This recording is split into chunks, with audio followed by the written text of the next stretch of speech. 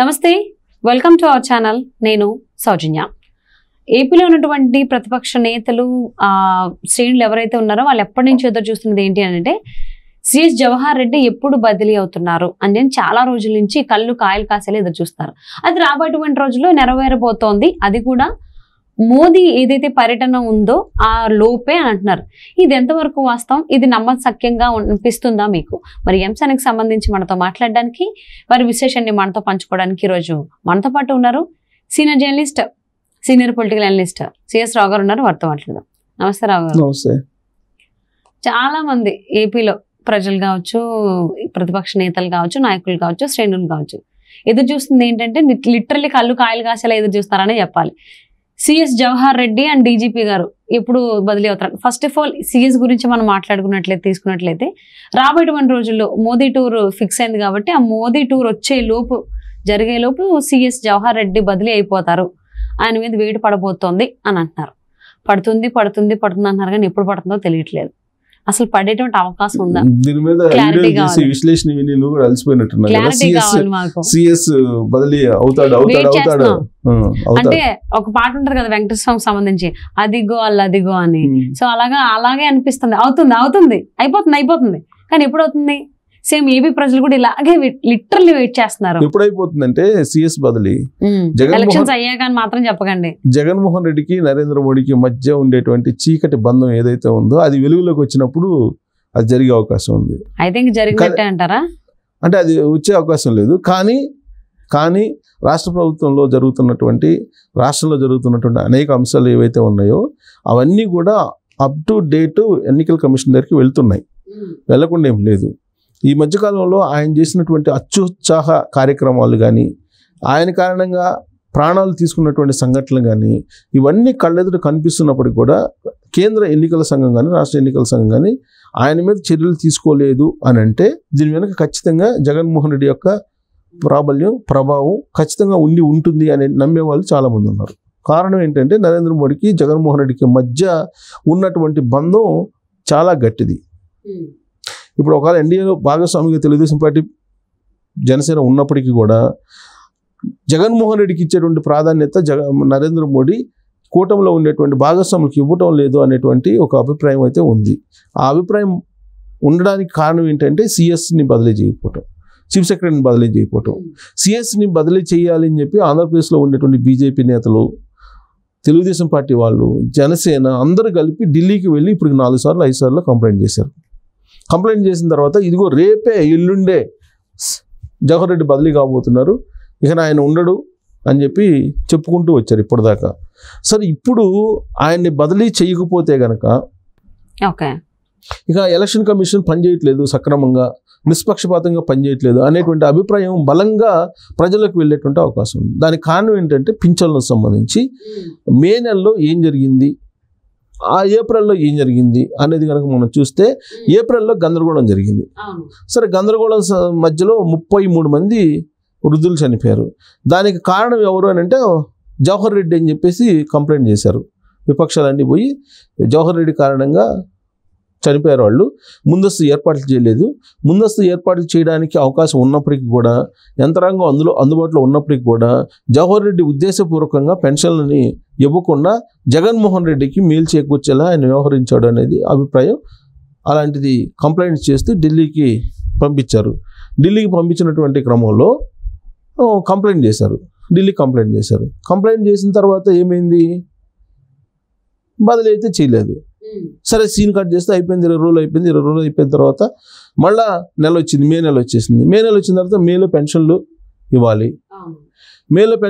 కాబట్టి మేలో పెన్షన్లు ఇవ్వడానికి ముందే ఆయన ఏర్పాట్లు చేసుకోవాలి కదా. ఏర్పాట్లు చేసుకోవడంతో పాటు ఏప్రిల్లో ఎలాంటి ఇబ్బందులు పడ్డామో ఆ ఇబ్బందులు లేకుండా సక్రమంగా ప్రజలకి పెన్షన్లు చేర్చాలి అనేటువంటి ఒక బాధ్యత అయితే చీఫ్ సెక్రటరీ మీద ఉంది కదా. అది చేయకపోగా ఆయన ఏం చేశారు? ఏప్రిల్లో పడినటువంటి ఇబ్బందుల కన్నా కూడా ఇంకా ఎక్కువ ఇబ్బందులు పడేలాగా చేశాడు. ఎలా చేశాడు అని అంటే, గతంలో 2-3 రోజులు లేట్ అయినప్పటికీ కూడా గ్రామ వార్డు సచివాలయాలకు పిలిచి పెన్షన్లు ఇచ్చారు. సరే, 33 మంది చనిపోయారు. ఆ చనిపోయినటువంటి క్రమంలో రాజకీయాలు అటు వైఎస్ఆర్ కాంగ్రెస్ పార్టీ మీద తెలుగుదేశం పార్టీ మీద వైఎస్ఆర్ కాంగ్రెస్ పార్టీ ఇలా పరస్పరం ఆరోపణలు చేసుకుంటూ వచ్చింది. ఇప్పుడు అది సక్రమంగా చేసుకునేదానికి యంత్రాంగాన్ని ఉపయోగించుకోవచ్చు, పంచాయతీ కార్యదర్శులను ఉపయోగించుకోవచ్చు, గ్రామ వార్డు సచివాలయ ఉద్యోగులను ఉపయోగించుకోవచ్చు, పెన్షన్లను ఇంటికి తీసుకెళ్ళి ఇవ్వచ్చు. కానీ అది చేయకుండా అట్లీస్ట్ ఏప్రిల్లో చేసినట్టయినా గ్రామ వార్డు సచివాలయాలకు పిలిపించి ఇవ్వకుండా ఇప్పుడు ఏకంగా బ్యాంకుల్లో వేశారు. బ్యాంకుల్లో వేసినందువల్ల పడుతున్నటువంటి ఇబ్బందులు గత వారం రోజుల నుంచి చూస్తే అసలు కొంతమంది పెన్షన్లు వదులుకున్నారు. వాటి గురించి మాట్లాడటం కూడా మర్చిపోయారంట చాలామంది. ఇక ఆ పెన్షన్ రాకపోతే జీవనం కడవదు అనుకునేటువంటి వాళ్ళు తప్ప మిగతా వాళ్ళందరూ ఇబ్బందులు పడుతున్నటువంటి పరిస్థితి. సో మిగతా వాళ్ళు బ్యాంకులకు వెళ్ళి క్యూలో నించొని, బ్యాంకులకు వెళ్తే ఎలా ఉంటుంది, ఒక చెక్కు తీసుకోవాలన్నా లేదా ఒక చెక్కు మార్చుకోవాలన్నా లేదా అమౌంట్ డ్రా చేసుకోవాలన్నా, మన అమౌంట్ మనం డ్రా చేసుకోవాలన్నా దాని మీద ఫిలప్ చేయాలి. ఫామ్ ఫిలప్ చేయాలంటే ఆ ఫామ్ ఫిలప్ చేయడం మామూలు చదువుకున్న వాళ్ళు కూడా చాలామంది చేయలేరు. అలాంటిది వీళ్ళు పోయి అక్కడికి వెళ్ళి బ్యాంకుల్లో క్యూలో నుంచొని ఆ ఫామ్ ఫిలప్ చేసి ఆ 2,000 రూపాయలు లేదా 3,000 రూపాయలు తీసుకునేదానికి, 3,000 రూపాయలు ఇప్పుడు పెన్షను, ఆ 3,000 రూపాయలు తీసుకునేదానికి ప్రయత్నం చేస్తే తీరా 3,000 రూపాయలు అకౌంట్లో లేవని చెప్పి చెబుతుంటే వాళ్ళు కొంతమంది ఇబ్బంది పడుతున్నటువంటి పరిస్థితి. ఇంకొంతమంది ఏంది, అసలు బ్యాంకుల్లో అకౌంట్లో పడకుండా పాత అకౌంట్లు ఏవో కొన్ని ఉంటాయి, వాటిలో పడినటువంటి పరిస్థితి. ఇట్లా 60 లక్షల మంది పెన్షన్దారులు, సామాజిక పెన్షన్దారులు ఉంటే సుమారుగా 66 లక్షల మంది, వాళ్ళలో 17 లక్షల మంది మాత్రమే ఇంటికి తీసుకెళ్ళి ఇచ్చారు. మిగతా వాళ్ళందరూ ఇబ్బంది పడుతున్నటువంటి పరిస్థితి. మళ్ళీ ఒకళ్ళు ఇద్దరు చనిపోయారు నిన్న మొన్న అంటున్నారు. ఇప్పుడు ఇది ఇంకా చాలామంది డబ్బులు తీసుకోలేదు. దీనికి బాధ్యత ఎవరు వహించాలి? చీఫ్ సెక్రటరీ జవహర్ రెడ్డి వహించాలనేది విపక్షాలు చెప్తున్నాయి. సో ఈ ఇబ్బందులు పెడుతున్నటువంటి దానికి కారణం ఏంటంటే జగన్మోహన్ రెడ్డికి ఈయన వత్తాసు పలుకుతున్నారు, జగన్మోహన్ రెడ్డి పక్షాన్ని నిలుస్తున్నాడు అనేటువంటి ఒక అభిప్రాయాన్ని వ్యక్తం చేస్తున్నారు. మళ్ళీ ఢిల్లీకి వెళ్ళారు. ఢిల్లీకి వెళ్ళి బీజేపీ, తెలుగుదేశం పార్టీ, జనసేన కలిసి మళ్ళీ కంప్లైంట్ చేయడం జరిగింది నిన్న. ఇన్ని కంప్లైంట్ చేసినప్పుడు ఇక్కడ ఆంధ్రప్రదేశ్లో కూడా రాష్ట్ర ఎన్నికల కమిషన్ కంప్లైంట్ చేశారు, ఢిల్లీలో కంప్లైంట్ చేశారు. ఇప్పుడు ఒకవేళ కనుక ఎన్నికల కమిషన్ కనుక చర్యలు తీసుకోకపోతే దీని మీద మళ్ళీ కోర్టుకు కూడా వెళ్ళేటువంటి ఆలోచన చేస్తున్నారు. కాబట్టి కోర్టులో పిటిషన్ వేసేంత వరకు కూడా వెళ్లకుండా ఎన్నికల కమిషన్ మీద ఎన్నికల కమిషనే చర్య తీసుకుని బదిలీ చేస్తుంది సిఎస్ని అనేటువంటి ఒక అభిప్రాయం ఇప్పుడు వినిపిస్తుంది. ఎందుకంటే ఢిల్లీ లెవెల్లో వెళ్ళింది, ఇది ఒకటి. 2, నరేంద్ర మోడీ రాబోతున్నాడు. నరేంద్ర మోడీ భాగస్వామ్యంగా ఉన్నారు కాబట్టి ఎన్డీఏ కూటమి తరఫున ఆయన 7-8 తారీఖుల్లో ఏదో టెంటేటివ్గా షెడ్యూల్ ఖరారైంది. 7-8 తారీఖుల్లో ఆయన ప్రచారానికి రాబోతున్నాడు ఏపీలో ఆయన ప్రచారానికి రాబోతున్నటువంటి తరుణంలో అక్కడ ఉన్నటువంటి పెన్షన్దారులు ఏవైతే ఉన్నారో వాళ్ళు నిరసన వ్యక్తం చేసే ప్రయత్నం చేస్తున్నారు, అలాంటి ఏర్పాట్లు చేశారు అనేది కూడా తెలుస్తుంది. ఒకవేళ అదే జరిగితే కనుక అప్పుడు సిఎస్ జవహర్ రెడ్డి సంబంధించినటువంటి వ్యవహారంతో పాటు ఎన్నికల కమిషన్ కూడా కొంచెం బాధ్యత వహించాల్సి ఉంటుంది.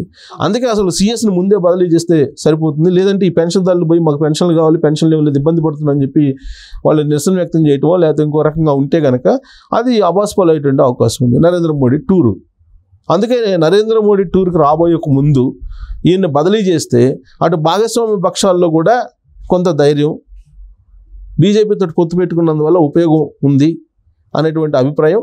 2 ఏంటంటే నరేంద్ర మోడీ భాగస్వామ్య కూటమిలో ఉన్నప్పటికీ కూడా నరేంద్ర మోడీ కూడా ఏం చేయలేకపోయాడు అనేటువంటి అపవాదుని ఆయన మూట కట్టుకోకుండా నరేంద్ర మోడీ ఆంధ్రప్రదేశ్కి షెడ్యూల్ వస్తున్న క్రమంలో ఈయన్ని బదిలీ చేసే అవకాశం ఉంది, ఈ లోపు కానీ బదిలీ చేసే అవకాశం ఉంది. జవహర్ రెడ్డిని బదిలీ చేస్తుంది ఎలక్షన్ కమిషన్ అని అంటున్నారు. ఇంకా అవే మాటలు వినిపిస్తూ ఉన్నాయి. అండ్ ఇంతకు ముందు మోదీ పాల్గొనేటువంటి చిట్లూరుపేట సభ ఏదైతే ఉందో అలాంటివి ఏమన్నా మళ్ళీ పునరావృతం అయ్యేటువంటి అవకాశం ఉందా? అసలు ఏంటి ఏంటి పింఛన్దారులకు సంబంధించి వీళ్ళు ఏమన్నా వస్తారని చెప్పేసి అని ఏమన్నా ఆపుతున్నారు? 8వ తారీఖు లోపల బదిలీ కాకపోతే సిఎస్ బదిలీ ఉండదు. ఓకే, 7-8 తారీఖుల్లో. సో అప్పుడే మోదీ వస్తున్నారు కాబట్టి మరి పింఛన్దారులు అలాగా మోదీని అడిగితే కనుక ప్రాబ్లమే అవుతుంది వాళ్ళకి. ఆర్ఓల విషయంలో కానీ ఎన్నికల విధులు సంబంధించినటువంటి షెడ్యూల్ వేయటంలో కానీ లేదా ఫామ్ 12లో ఏవైతే పోస్టుల ఓట్లు ఉన్నాయో పోస్టుల ఓట్లకు సంబంధించి మళ్ళీ వెనక్కి తీసుకోవడం విషయంలో కానీ అనేక విషయాల్లో వైఎస్ఆర్ కాంగ్రెస్ పార్టీకి అనుకూలంగా చీఫ్ సెక్రటరీ ఎలక్షన్ కూడా వచ్చినప్పటి నుంచి అంత సిఎస్ దే ఉంటది కాబట్టి సిఎస్ ఏ రకమైనటువంటిది కూడా ప్రజలకు అనుకూలంగా ఏది చేసింది లేదు. అది పెన్షన్ కి సంబంధించి కావచ్చు ఏదైనా. ఈవెన్ మోదీ సంగతి గురించి మనం తీసుకున్నా కానీ ఆ సభలో కూడా ఆయన చేదనుభవం అయింది. మరి ఇవన్నీ ఆయన మీదకి రాకుండా సిఎస్ ని బదిలీ చేస్తారా ఎలక్షన్ కమిషన్, లేకపోతే కంటిన్యూ చేస్తుందా? మీరన్నట్టు 8వ తారీఖు వరకు వెయిట్ చేద్దామండి. ఆ తర్వాత అనేది క్లారిటీ వచ్చేస్తుంది. చూద్దాం.